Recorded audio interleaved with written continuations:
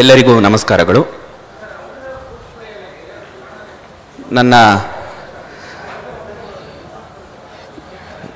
ಟಾಕಿನ ಶೀರ್ಷಿಕೆ the Ramayana as retold by Sanskrit poets.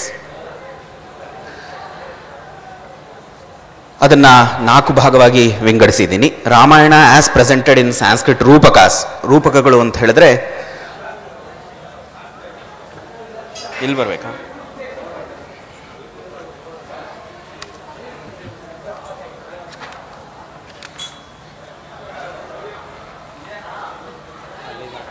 ಭಾಗವಾಗಿ ವಿಂಗಡಿಸಿದ್ದೀನಿ. Ramayana as presented in Sanskrit rupakas. ರೂಪಕಗಳು ಅಂತ ಹೇಳಿದ್ರೆ ನಾಟಕಗಳು, ದಶರೂಪಕಗಳು ಮತ್ತು ಉಪರೂಪಕಗಳು. Ramayana as presented in Sanskrit mahakavyas, ಯಾವುದನ್ನು ನಾವು ಕೋರ್ಟ್ ಎಪಿಕ್ ಅಂತ ಕರಿತೀವೋ ಅದು. Ramayana as presented in champu kavyas. ಚಂಪು ಕಾವ್ಯಗಳು ಅಂತ ಹೇಳಿದ್ರೆ ಗದ್ಯ ಹಾಗೂ ಪದ್ಯದ ಮಿಶ್ರಣ. Ramayana as presented in chitrakavyas. Chitrakavyas is basically constrained poetry. ಎಲ್ಲಿ ಚಮತ್ಕಾರಜನಕವಾದಂತಹ ಪದ್ಯಗಳನ್ನು ರಚನೆ ಮಾಡಲಾಗುತ್ತೋ ಅದನ್ನು ಚಿತ್ರಕಾವ್ಯ ಅಂತ ಕರೀತಾರೆ. Ramayana as a source for khandakavyas. ಖಂಡಕಾವ್ಯಗಳು ಅಂತ ಹೇಳಿದ್ರೆ ಉದಾಹರಣೆಗೆ ಮೇಘದೂತ, ಕಾಳಿದಾಸನ ಮೇಘದೂತ. ಸ್ತೋತ್ರ ಕಾವ್ಯಾಸ್ ಆ್ಯಂಡ್ ಗೀತಕಾವ್ಯಾಸ್, ಉದಾಹರಣೆಗೆ ಗೀತಗೋವಿಂದತ್ತರ ಕೃತಿಗಳಿಗೆ ಹೇಗೆ ರಾಮಾಯಣ ಸ್ಫೂರ್ತಿಯಾಗತ್ತೆ. Ramayana in the Jaina tradition and some lost works based on Ramayana. ವಿಷಯ ತುಂಬ ವಿಸ್ತಾರವಾಗಿರೋದ್ರಿಂದ I'll basically concentrate on Ramayana as retold in Sanskrit rupakas. ನಾಟಕಗಳಲ್ಲಿ ರಾಮಾಯಣದ ಕಥೆಯನ್ನು ನಾಟಕಕಾರರು ಹೇಗೆ ಪರಿವರ್ತನೆಗೊಳಿಸಿದ್ದಾರೆ ಅನ್ನೋದ್ರ ಬಗ್ಗೆ ಮಾತಾಡ್ತೀನಿ ಸ್ವಲ್ಪ ಜಾಸ್ತಿ ವಿಸ್ತಾರವಾಗಿ. ವಾಲ್ಮೀಕಿಯನ್ನು ನಾವು ಆದಿಕವಿ ಅಂತೀವಿ, ರಾಮಾಯಣವನ್ನು ಆದಿಕಾವ್ಯ ಅಂತ ಹೇಳ್ತೀವಿ. ಗಂಗಾದೇವಿ ಚೇತಸೋಸ್ತು ಪ್ರಸಾದಾಯ ಸತಾಂ ಪ್ರಾಚೇತಸೋ ಮುನಿ ಪೃಥಿವ್ಯಾಂ ಪದ್ಯ ನಿರ್ಮಾಣ ವಿದ್ಯಾಯ ಪ್ರಥಮಂ ಪದಂ ಅಂತ ಹೇಳಿದ್ರೆ, ವಾಲ್ಮೀಕಿ ಪದ್ಯ ನಿರ್ಮಾಣ ವಿದ್ಯೆಯ ಮೊದಲನೇ ಹೆಜ್ಜೆ, ಪೃಥ್ವಿಯ ಮೇಲೆ ಪದ್ಯ ನಿರ್ಮಾಣದ ಕಲೆ ಯಾವುದಿದೆಯೋ ಅದು ಇಟ್ಟಂತಹ ಮೊದಲನೇ ಹೆಜ್ಜೆಯೇ ವಾಲ್ಮೀಕಿ ಅಂತ ಹೇಳ್ತಾಳೆ. ಭೋಜ ಕೂಡ ವಾಲ್ಮೀಕಿಯನ್ನ ಮಧುಮಯ ಭಣಿತೀನಾಂ ಮಾರ್ಗದರ್ಶಿ ಮಹರ್ಷಿ ಅಂತ ವರ್ಣಿಸಿದ್ದಾನೆ. ಧಾರಾನಗರದ ದ ಪಾಲಿಮ್ಯಾಥ್ ಫ್ರಮ್ ಧಾರಾನಗರ ಭೋಜ ವಾಲ್ಮೀಕಿ ಮಧುಮಯ ಬಣಿತೀನಾಂ, ಜೇನಿನಂತೆ ಮಧುರವಾದಂತಹ ಮಾತುಗಳ ಮಾರ್ಗದರ್ಶಿ ಅಂತ ಕರೆದಿದ್ದಾನೆ. ಜಾಕೋಬಿ ಮತ್ತು ಕೇತ್ ಅನ್ನುವಂತಹ ಪಾಶ್ಚಾತ್ಯ ವಿದ್ವಾಂಸರು ಕೂಡ ವಾಲ್ಮೀಕಿಯ ಪ್ರಭಾವ ಹೇಗೆ ಇನ್ನಿತರ ಕವಿಗಳ ಮೇಲೆ ಬಿದ್ದಿದೆ ಅನ್ನೋದ್ರ ಬಗ್ಗೆ ಹೇಳಿದ್ದಾರೆ. The technique of poetry with regard to delineation, language and metre which was brought to completion by Valmiki became the standard for epic poetry in later times ಅಂತ ಹೇಳ್ತಾನೆ ಜಾಕೋಬಿ. Imitation in detail of the Ramayana is frequent and patent, and its language and verse technique deeply affected the whole of history of Kavya ಅಂತ ಕೈತ್ ಹೇಳ್ತಾನೆ. Coming closer to home, Kumaravyasa ಹೇಳ್ತಾನೆ, ತಿಣುಕಿದನು ಫಣಿರಾಯ ರಾಮಾಯಣದ ಕವಿಗಳ ಭಾರದಲ್ಲಿ. ರಾಮಾಯಣದ ಕವಿಗಳ ಭಾರ ಎಷ್ಟಾಯಿತು ಅಂತ ಹೇಳಿದ್ರೆ ಆದಿಶೇಷ ಫಣಿರಾಯ ಆ ಭಾರದಿಂದ ಕುಸಿದು ಹೋದ ಅಂತ ಹೇಳ್ತಾನೆ. ರಾಮಾಯಣವನ್ನು ಮತ್ತೆ ಮತ್ತೆ why should we retail the story of Ramayana ಅಂತ ಹೇಳಿದ್ರೆ, ಪ್ರಸನ್ನ ರಾಘವ ಮತ್ತು ಅನರ್ಘ ರಾಘವ ಅನ್ನುವಂಥ 2 ನಾಟಕಗಳಲ್ಲಿ ಆ ಕವಿಗಳು ಹೇಳ್ತಾರೆ ಯಾಕೆ ಮತ್ತೆ ಮತ್ತೆ ರಾಮಾಯಣದ ಕಥೆಯನ್ನು ನಾವು ಹೇಳಬೇಕು. ಯದಿಕ್ಷುಣ್ಣಂ ಪೂರ್ವೈರಿತಿ ಜಹತಿ ರಾಮಸ್ಯ ಚರಿತಂ ಗುಣೈರೇತಾವದ್ಬರ್ ಜಗತಿ ಪುನರನ್ಯೋ ಜಯತಿಕಃ. ಮತ್ತೆ ಮತ್ತೆ ಯಾಕೆ ರಾಮಾಯಣವನ್ನು ಹೇಳಬೇಕು ಅಂತ ಹೇಳಿದ್ರೆ, ರಾಮನಷ್ಟು ಗುಣಶಾಲಿಯಾದಂತಹ ಮತ್ತೊಬ್ಬ ವ್ಯಕ್ತಿ ಯಾರೂ ಇಲ್ಲ. ಸ್ವಸೂಕ್ತೀನಾಂ ಪಾತ್ರಂ ರಘುತಿಲಕಮೇಕಂ ಕಲಯತಾಂ ಕವೀನಾಂ ಕೋ ದೋಷ ಸತು ಗುಣಗಣಾನಾಂ ಅವಗುಣ ಯದೇತೈರ್ ನಿಶೇಷೈರ್ ಅಪರಗುಣಲುಬ್ಧೈರಿವ ಜಗತ್ಯಸಾವೇಕಶ್ಚಕ್ರೇ ಸತತ ಗುಣ ಸಂವಾಸ ವಸತಿ ಅಂತ ಪ್ರಸನ್ನ ರಾಘವದಲ್ಲಿ ಜಯದೇವ ಹೇಳ್ತಾನೆ. ಈ ಜಯದೇವ ಗೀತಗೋವಿಂದವನ್ನು ಬರೆದಂತಹ ಜಯದೇವ ಅಲ್ಲ, ಮತ್ತೊಬ್ಬ. ಕವಿಗಳು ಮತ್ತೆ ಮತ್ತೆ ರಾಮಾಯಣದ ಕಥೆಯನ್ನು ಹೇಳ್ತಾರೆ ಅಂತ ಹೇಳಿದ್ರೆ ಅದಕ್ಕೆ ಕವಿಗಳ ದೋಷ ಅಲ್ಲ ಕಾರಣ. ಕವಿಗಳು ಅದರಿಂದ ದೋಷಭಾಕ್ಕಾಗುವುದಿಲ್ಲ, ದೋಷಶಾಲಿಗಳಾಗುವುದಿಲ್ಲ. ಆದರೆ ಇದಕ್ಕೆ ಕಾರಣ ಏನು ಅಂತ ಹೇಳಿದ್ರೆ ರಾಮನಲ್ಲಿರುವಂತಹ ಗುಣಗಳೇ ಕಾರಣ ಅಂತ ಹೇಳ್ತಾನೆ. ಒಂದು ಕಂಪ್ಯಾರಿಸನ್ ಅನ್ನು ಮಾಡ್ತಾನೆ.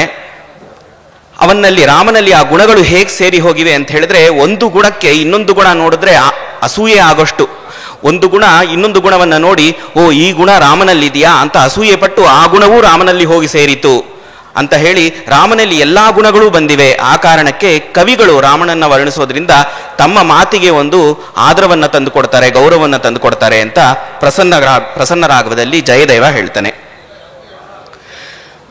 ಈಗ ನಾಟಕಕಾರರು ರಾಮಾಯಣದ ಕಥೆಯಲ್ಲಿ ಮಾಡಿಕೊಂಡಿರುವಂತಹ ಪರಿವರ್ತನೆಗಳ ಬಗ್ಗೆ ಹೇಳೋಣ. ಪ್ರಸನ್ನ ರಾಘವ ಅಂತ ಒಂದು ನಾಟಕ ಇದೆ, ಭಾಸನ ಪ್ರಸನ್ನ ರಾಘವ ಅಂತ. ಅದರಲ್ಲಿ ವಲ್ಕಲ ಧಾರಣ ಅಂತ ಒಂದು ಪ್ರಸಂಗ ಬರುತ್ತೆ. ವಲ್ಕಲ ಅಂತ ಹೇಳಿದ್ರೆ ನಾರು ಬಟ್ಟೆ. ಅವತಾತಿಕ ಅಂತ ಒಬ್ಳಿರ್ತಾಳೆ, ಅವಳು ಒಂದು ನಾರು ಬಟ್ಟೆಯನ್ನ ತನ್ನ ಸ್ನೇಹಿತೆಯಿಂದ ಕದ್ಬಿಟ್ಟಿರ್ತಾಳೆ. ಕದ್ಬಿಟ್ಟು ಅದನ್ನ ಸೀತೆ ಹತ್ರ ಬಂದು ತೋರಿಸ್ತಾಳೆ. ಸೀತೆ ಹೇಳ್ತಾಳೆ, ಇದನ್ನ ಯಾಕೆ ನೀನ್ ಕದ್ದೆ, ಇದನ್ನ ಮತ್ತೆ ಹೋಗಿ ಅವಳಿಗೆ ಕೊಡು ಅಂತ ಹೇಳ್ತಾಳೆ. ಮತ್ತೆ ಒಂದ್ ನಿಮಿಷ ಯೋಚಿಸ್ಬಿಟ್ಟು, ಕೊಡು ನಾನು ಒಂದ್ಸತಿ ನೋಡ್ತೀನಿ, ನಾರು ಬಟ್ಟೆ ಹಾಕೊಂಡ್ರೆ ಹೇಗಿರುತ್ತೆ ಅಂತ ನೋಡ್ತೀನಿ ಅಂತ ಹೇಳ್ಬಿಟ್ಟು ಆ ನಾರು ಬಟ್ಟೆಯನ್ನ ಧರಿಸ್ತಾಳೆ, ಆ ವಲ್ಕಲವನ್ನ ಧರಿಸ್ತಾಳೆ. ಐರನಿ ಆಫ್ ಸಿಚುವೇಶನ್ ಹೇಗೆ ಅಂತ ಹೇಳಿದ್ರೆ, ವಿಪರ್ಯಾಸ ಏನು ಅಂತ ಹೇಳಿದ್ರೆ, ಆ ನಾರು ಬಟ್ಟೆಯನ್ನ ಅವಳು ಅದನ್ನ ಹಾಕೊಂಡ್ರೆ ಎಷ್ಟು ಸುಂದರವಾಗಿರ್ತಾಳೆ ಅಂತ ನೋಡೋದಕ್ಕೆ ಧರಿಸಿದ್ಲು. ಆದ್ರೆ ಅದೇ ಸಮಯದಲ್ಲಿ ಏನಾಗತ್ತೆ ಅಂತ ಹೇಳಿದ್ರೆ, ಕೈಕೇಯಿ ಆ ವರವನ್ನ, ತನ್ನ 2 ವರವನ್ನ ದಶರಥನಿಗೆ ಕೇಳಿ ಆ ಸಮಯದಲ್ಲೇ ವನವಾಸ ಆಗತ್ತೆ. ಸೊ ಅವಳು ಯಾವ ನಾರು ಬಟ್ಟೆಯನ್ನ ಸೌಂದರ್ಯಕ್ಕಾಗಿ ಹುಟ್ಕೊಂಡ್ಲೋ ಅದೇ ನಾರು ಬಟ್ಟೆಯನ್ನ ಧರಿಸ್ಕೊಂಡು ಅವಳು ವನವಾಸಕ್ಕೂ ಹೋಗ್ತಾಳೆ ಅನ್ನೋದು ವಿಪರ್ಯಾಸ. ಮತ್ತೆ ಇಲ್ಲಿ ಒಂದು ಪ್ರತಿಮಾಗೃಹದ ಕಲ್ಪನೆ ಬರುತ್ತೆ. ಪ್ರತಿಮಾ ಅಂತ ಹೇಳಿದ್ರೆ ಸ್ಟ್ಯಾಚ್ಯೂಸ್, ಒಂದು ಮ್ಯೂಸಿಯಂ ಆಫ್ ಸ್ಟ್ಯಾಚ್ಯೂಸ್. ಅದನ್ನ ಅಯೋಧ್ಯೆಯ ಹೊರಗೆ ಕಟ್ಟಿಸಿರ್ತಾರೆ. ಭರತ ಅವನ ಮಾವನ ಮನೆಯಿಂದ ಬರ್ತಿರ್ತಾನೆ. ಅವನಿಗಿನ್ನೂ ಅವರ ತಂದೆ ತೀರ್ ಹೋಗಿದ್ದಾರೆ, ದಶರಥ ತೀರ್ ಹೋಗಿದ್ದಾರೆ ಅನ್ನೋಂಥ ವಿಷಯ ಗೊತ್ತಿರೋದಿಲ್ಲ. ಆ ಪ್ರತಿಮಾ ಗೃಹಕ್ಕೆ ಬಂದಾಗ ಅಲ್ಲಿ ಅವನ ಪೂರ್ವಜರ ಪ್ರತಿಮೆಗಳಿರುತ್ತವೆ.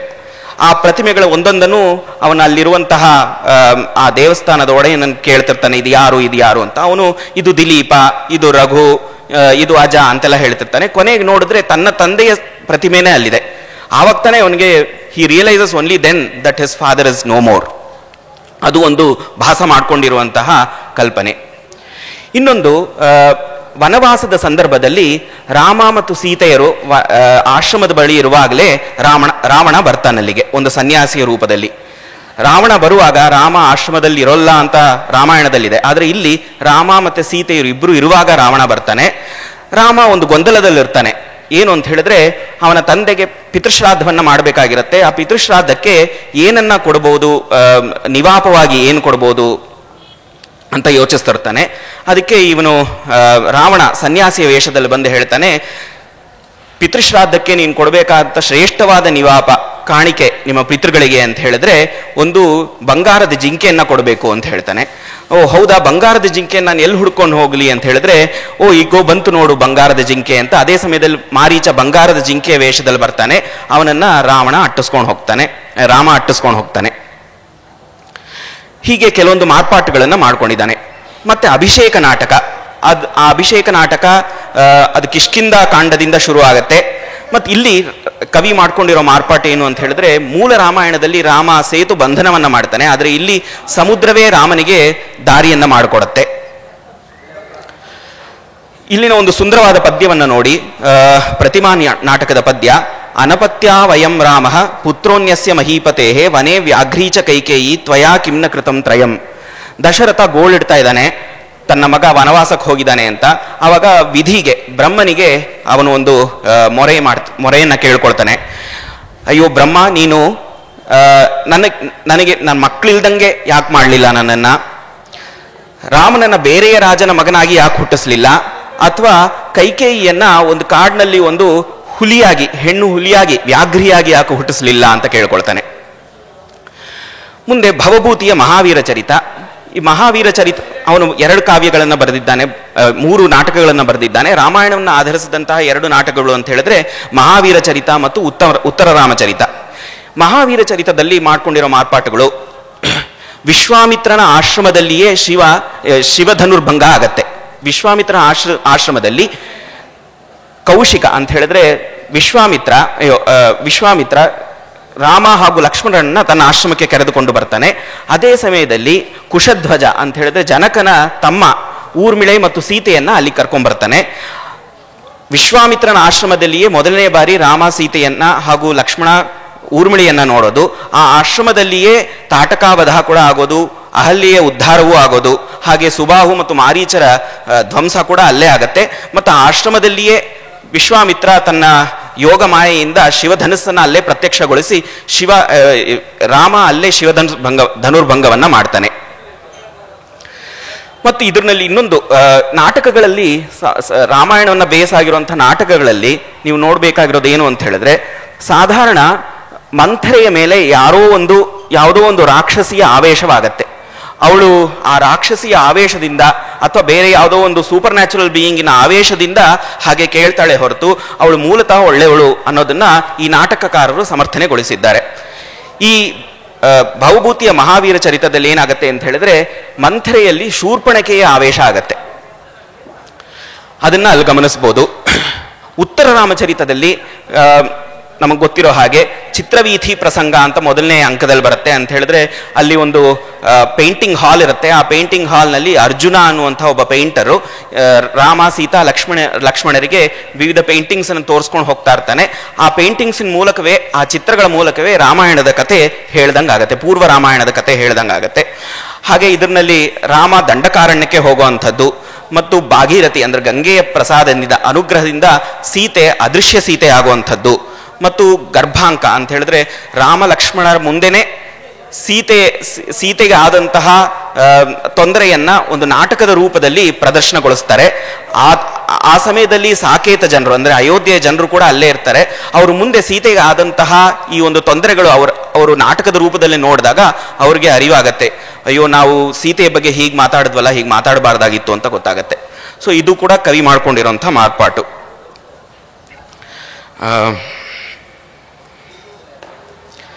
ಮುರಾರಿಯ ಅನರ್ಘರಾಘವ ಅಂತ ಒಂದು ನಾಟಕ ಇದೆ.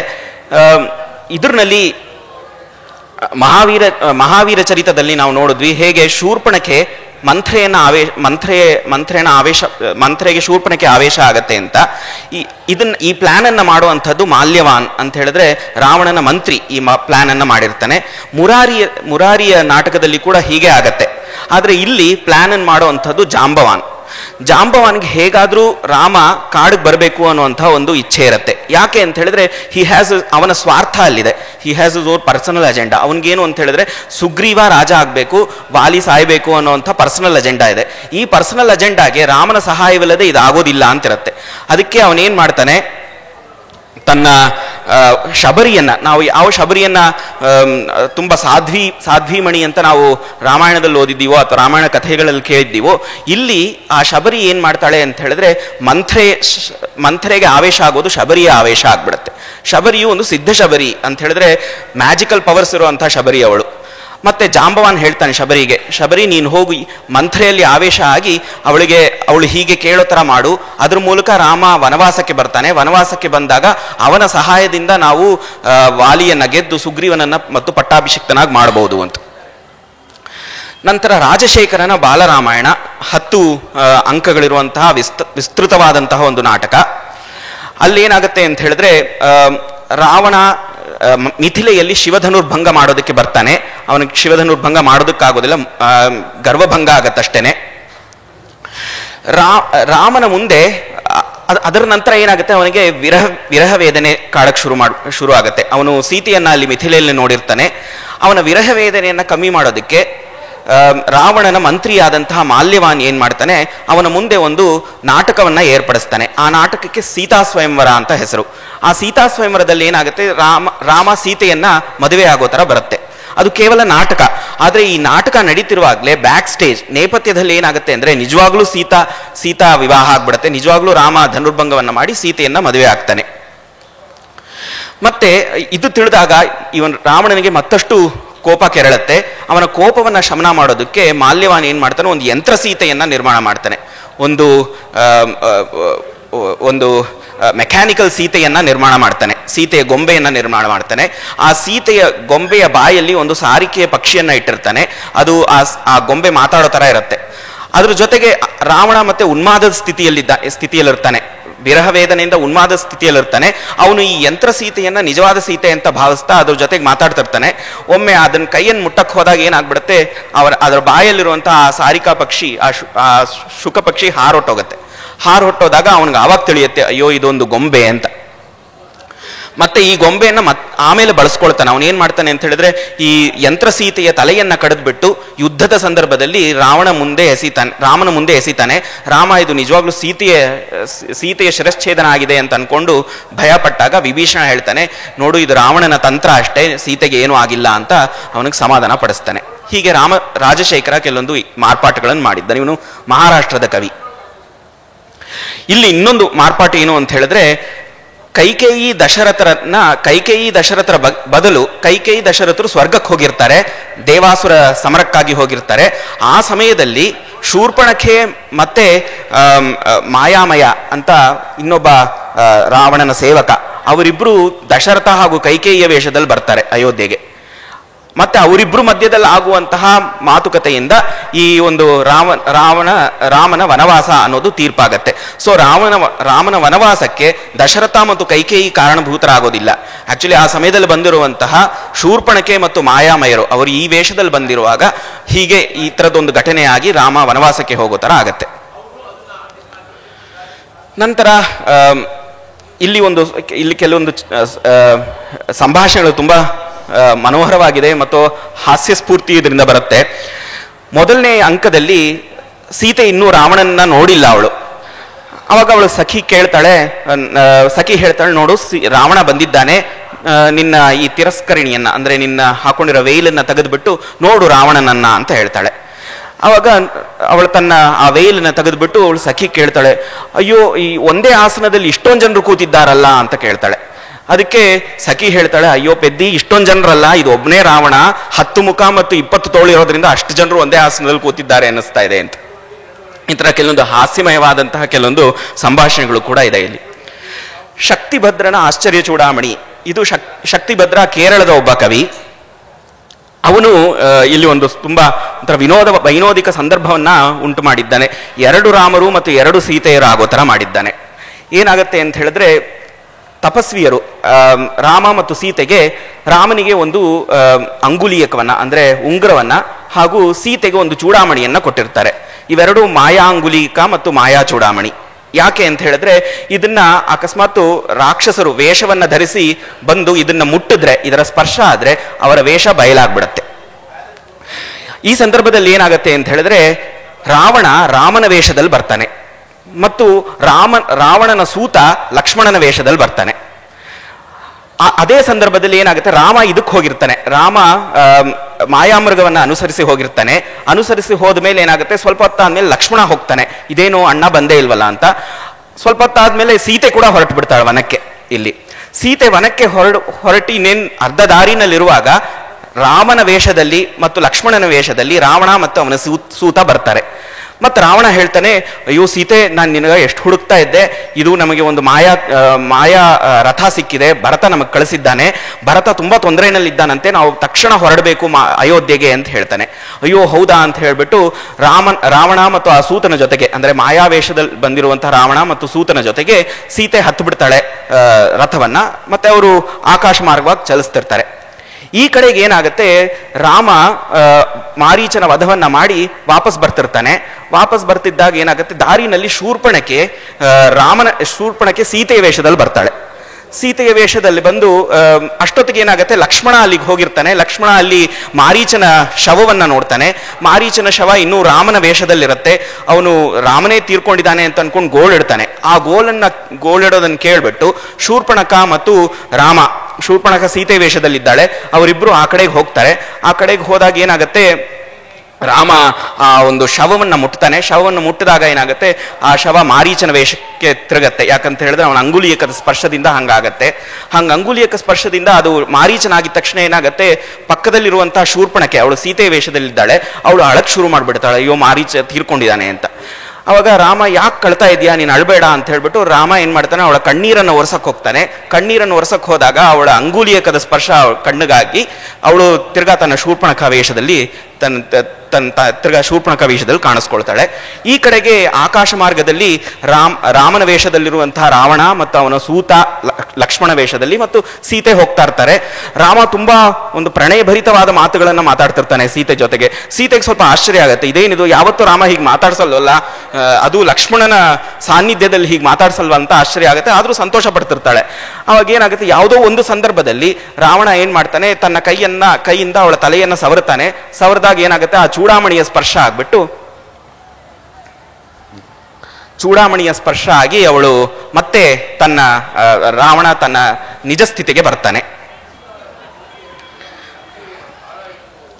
ಹೀಗೆ ಇನ್ನಿತರ ಕೃತಿಗಳು ಇವೆ. ದಿನ್ನಾಗನ ಕುಂದಮಾಲ ಅಂತ, ಇಲ್ಲಿ ಒಂದು ಮಲ್ಲಿಗೆಯ ಹಾರವನ್ನ ನೋಡಿ, ಇಲ್ಲೇ ಇದು ಉತ್ತರ ಚರಿತೆಯನ್ನ ಅನುಸರಿಸುವಂತಹ ಒಂದು ನಾಟಕ. ಇಲ್ಲಿ ಸೀತೆ ಹೆಣೆದಿರುವಂತಹ ಒಂದು ಮಾಲೆ, ಒಂದು ಮಲ್ಲಿಗೆಯ ಮಾಲೆಯನ್ನ ನೋಡಿ ರಾಮ ಇಲ್ಲೇ ಸುತ್ತಮುತ್ತಲು ಸೀತೆ ಇರಬೇಕು ಅಂತ ಭಾವಿಸ್ಕೊಂಡು ಅದರ ಮೂಲಕ ಅವನ ಸೀತೆಯ ಜೊತೆಗೆ ಮತ್ತೆ ಸಂಗಮ ಆಗತ್ತೆ. ಇದಕ್ಕೆ ಕುಂದಮಾಲ ಅಂತ ಹೆಸರು ಈ ನಾಟಕಕ್ಕೆ. ಒಂದು ಅಜ್ಞಾತ ಕರ್ತೃಕ ಬರೆದಿರುವಂತಹ ಹನುಮನ್ ನಾಟಕ ಅಂತ. ಇದನ್ನ ಹನುಮನ್ ನಾಟಕ ಅಂತ ಹೇಳೋದಕ್ಕೆ ಒಂದು ಕಾರಣ ಇದೆ. ಹನುಮಂತ ವಾಲ್ಮೀಕಿಯ ಮೇಲೆ ಸ್ಪರ್ಧೆಯನ್ನ ಮಾಡಿ ತಾನೊಂದು ನಾಟಕವನ್ನ ರಚಿಸಿದಂತೆ. ಇದನ್ನ ಮಹಾನಾಟಕ ಅಂತ ಕರೀತಾರೆ. ಆದ್ರೆ ವಾಲ್ಮೀಕಿಗೆ ಹನುಮಂತನ ಮೇಲೆ ಅಸೂಯೆಯಾಗಿ ಈ ನಾಟಕವನ್ನ ಸಮುದ್ರದಲ್ಲಿ ಎಸೆದು ಬಿಟ್ಟ ಅಂತ ಒಂದು ಐತಿಹ್ಯ ಇದೆ. ಇದು ನಾಟಕ ಅಂತ ಹೇಳಿದ್ರೆ ನಾಟಕವಲ್ಲ, ಯಾಕಂತ ಹೇಳಿದ್ರೆ ಇಲ್ಲಿ ಸಂಭಾಷಣೆಗಳು ಜಾಸ್ತಿ ಇಲ್ಲವೇ ಇಲ್ಲ. ಇದನ್ನು ಛಾಯಾ ನಾಟಕ ಅಂತಾನೂ ಕರೀತಾರೆ. ಮತ್ತು ಇದರಲ್ಲಿ ಪದ್ಯಗಳು ತುಂಬಾ ಜಾಸ್ತಿ, ಸಂಭಾಷಣೆಗಳು ತೀರಾ ಕಡಿಮೆ. ತುಂಬಾ ಸುಂದರವಾದ ಪದ್ಯಗಳು. ಮತ್ತು ಈ ಪದ್ಯಗಳು ಸಾಧಾರಣ ಬೇರೆ ರಾಮಾಯಣ ಕಾವ್ಯಗಳಿಂದ ತೆಗೆದುಕೊಂಡಿರುವಂಥದ್ದು. ಒಂದು ಚೆನ್ನಾಗಿರುವಂಥ ಒಂದು ಪದ್ಯ ಇದೆ. ತಚ್ಚಾಪ ಮಾಕರ್ಷತಿ ತಾಟಕಾರ ವಾಕರ್ಣ ವಿಶಾಲ ನೇತ್ರ ಸಾಸೂಯ ಮೈಕ್ಷಿಷ್ಟ ವಿದೇಹ ಜಾಸೌ ಕನ್ಯಾಂ ಕಿಮನ್ಯಾಂ ಪರಿಣೇಷ್ಯತೀತಿ. ಪರಶುರಾಮನ ವೈಷ್ಣವ ಧನಸ್ಸನ್ನ ಕೈನಲ್ಲಿ ತೆಗೆದಿದ್ದಾನೆ. ಅದನ್ನೇನು ಮುರಿದು ಹೋಗುತ್ತೆ. ಅವಾಗ ಸೀತೆ ಅವನನ್ನು ಅಸೂಯೆಯಿಂದ ನೋಡಿದ್ಲಂತೆ. ಯಾಕೆ ಅಸೂಯೆಯಿಂದ ನೋಡಿದ್ಲು ಅಂತ ಹೇಳಿದ್ರೆ, ಶಿವನ ಧನಸ್ಸನ್ನ ಭಂಗ ಮಾಡಿದಾಗ ನನ್ನನ್ನ ಮದುವೆ ಮಾಡ್ಕೊಂಡ ಅವನು. ಇವಾಗ ವೈಷ್ಣವ ಧನಸ್ಸನ್ನ ಮುರಿದ್ಬಿಟ್ಟು ಮತ್ತಿನ್ನೋ ಬೇರೆ ಯಾರೋ ಹೆಂಗಸನ್ನ ಮದುವೆ ಮಾಡ್ಕೊಂಡ್ಬಿಡ್ಬೋದು ಅಂತ ಅನ್ಕೊಂಡು ಅಸೂಯೆಯಿಂದ ನೋಡಿದ್ಲು ಸೀತೆ ರಾಮನನ್ನ ಅಂತ ಒಂದು ತುಂಬಾ ಸುಂದರವಾದ ಒಂದು ಪದ್ಯ ಇದೆ. ಹಾಗೆ ಇನ್ನು ಅನೇಕ ಪದ್ಯಗಳಿದೆ. ಮಾರೀಚ ಹೇಳುವಂತ ಒಂದು ಪದ್ಯ, ರಾಮಾದಪಿ ಚ ಮರ್ತವ್ಯಂ ರಾವಣಾದಪಿ ಉಭಯೋರ್ಯದಿ ಮರ್ತವ್ಯಂ ವರಂ ರಾಮೋನ ರಾವಣ. ಮಾರೀಚನಿಗೆ ತನ್ನ ಸ್ಥಿತಿಯ ಬಗ್ಗೆ ತುಂಬಾ ಮನಸ್ಸಿಗೆ ಬೇಸರ ಇದೆ. ಅವನು ರಾವಣನಿಗೆ ಇಲ್ಲ ಅಂತ ಹೇಳೋದಕ್ಕಾಗೋದಿಲ್ಲ. ಅದಕ್ಕೆ ಹೇಳ್ತಾನೆ, ರಾವಣನ ಕೈನಲ್ಲಾದ್ರೂ ನಾನು ಸಾಯಲೇಬೇಕು, ರಾಮನ ಕೈನಲ್ಲಾದ್ರೂ ಸಾಯಬೇಕು, ಹೀಗೆ ಇಬ್ಬರ ಕೈನಲ್ಲೂ ಸಾಯಬೇಕು ಅಂತಿರುವಾಗ ರಾಮನ ಕೈಯಲ್ಲಿ ಸಾಯದೆ ಲೇಸು ಅಂತ. ಮತ್ತೆ ಅನೇಕ ರಾಮಾಯಣ ಆಧಾರಿತ ನಾಟಕಗಳಿದೆ. ರಾಮಪಾಣಿವಾದ ಅನ್ನುವಂಥ ಅನ್ನುವವನ ಸೀತಾರಾಘವ ಅನ್ನುವಂಥ ಒಂದು ಕಾವ್ಯ. ಇವುಗಳಲ್ಲೆಲ್ಲ ಈ ಮಾಯೆಯ ಒಂದು ಮೋಟಿಫ್ ಅನ್ನ ತುಂಬಾ ಯೂಸ್ ಮಾಡ್ತಾರೆ, ಒಬ್ರು ಇನ್ನೊಬ್ಬರ ವೇಷದಲ್ಲಿ ಬರುವಂಥದ್ದು. ಮಹಾದೇವ ಅನ್ನುವನ ಅದ್ಭುತ ದರ್ಪಣ ಅಂತ. ಇಲ್ಲಿ ಏನು ಅಂತ ಹೇಳಿದ್ರೆ, ವಿಭೀಷಣ ರಾಮನಿಗೆ ಒಂದು ಅದ್ಭುತ ದರ್ಪಣವನ್ನ, ಒಂದು ಕನ್ನಡಿಯನ್ನ ಕೊಟ್ಟಿರ್ತಾನೆ. ಯಾಕೆ ಅಂತ ಹೇಳಿದ್ರೆ, ಇಂದ್ರಜಿತ್ ಒಂದು ಮಾಯಾ ಯುದ್ಧವನ್ನ ಮಾಡಬೇಕು ಅಂತಿದ್ದಾನೆ. ಆ ಯುದ್ಧದಲ್ಲಿ ರಾಕ್ಷಸರೆಲ್ಲ ವಾನರ ವೇಷದಲ್ಲಿ ಬರ್ತಾರೆ. ಯಾರು ವಾನರರು ಯಾರು ರಾಕ್ಷಸರು ಅಂತ ಗೊತ್ತಾಗೋದಿಲ್ಲ ಅಂತ ಹೇಳಿದಾಗ ಅವಾಗ ವಿಭೀಷಣ ಈ ಒಂದು ಮಾಯಾ ದರ್ಪಣವನ್ನ, ಕನ್ನಡಿಯನ್ನ ರಾಮನಿಗೆ ಕೊಡ್ತಾನೆ. ಈ ದರ್ಪಣದಲ್ಲಿ ಪ್ರತಿಬಿಂಬಿತವಾಗುವವರೆಲ್ಲರೂ ಅವರ ತಮ್ಮ ನಿಜವಾದ ಸ್ವರೂಪದಲ್ಲಿ ಕಾಣಿಸ್ಕೊಳ್ತಾರೆ. ಇದನ್ನ ಬಳಸ್ಕೊಂಡು ನೀನು ಯುದ್ಧ ಮಾಡುವಂತ. ವಿರೂಪಾಕ್ಷ ದೇವ ಅನ್ನುವನ ಉನ್ಮತ್ತ ರಾಘವ ಅಂತಿದೆ. ಇದು ತುಂಬಾ ತಮಾಷೆಯಾದಂತಹ ಒಂದು ಏಕಾಂಕ ನಾಟಕ. ಇದರಲ್ಲಿ ಸೀತೆಯ ಅಪಹರಣ ಆದ್ಮೇಲೆ ರಾಮನಿಗೆ ಒಂದು ಉನ್ಮಾದದ ಸ್ಥಿತಿ ಆಗ್ಬಿಡುತ್ತೆ. ಅದಾದ್ಮೇಲೆ the story takes a complete U turn. ಏನು ಅಂತ ಹೇಳಿದ್ರೆ, ಇಲ್ಲಿ ರಾಮ ಹೋಗಿ ರಾವಣನ್ನ ಗೆದ್ದು ಸೀತೆಯನ್ನ ವಾಪಸ್ ತಗೊಂಡ್ ಬರೋದಿಲ್ಲ. ಲಕ್ಷ್ಮಣ ಸಮುದ್ರೋಲ್ಲಂಘನವನ್ನ ಮಾಡಿ ಸೀತೆಯನ್ನ ವಾಪಸ್ ತಗೊಂಡ್ ಬರ್ತಾನೆ. ಮತ್ತೆ ರಾಮಭದ್ರ ದೀಕ್ಷಿತ ಅನ್ನುವವನ ಜಾನಕಿ ಪರಿಣಯ. ಇಲ್ಲೂ ಕೂಡ ಅಷ್ಟೇ ಡಬಲ್ ರೋಲ್ಸ್ ತುಂಬಾ ಇವೆ. 2 ರಾಮ, 2 ವಿಶ್ವಾಮಿತ್ರ, 2 ಸೀತೆಗಳು, ಆ ಥರ.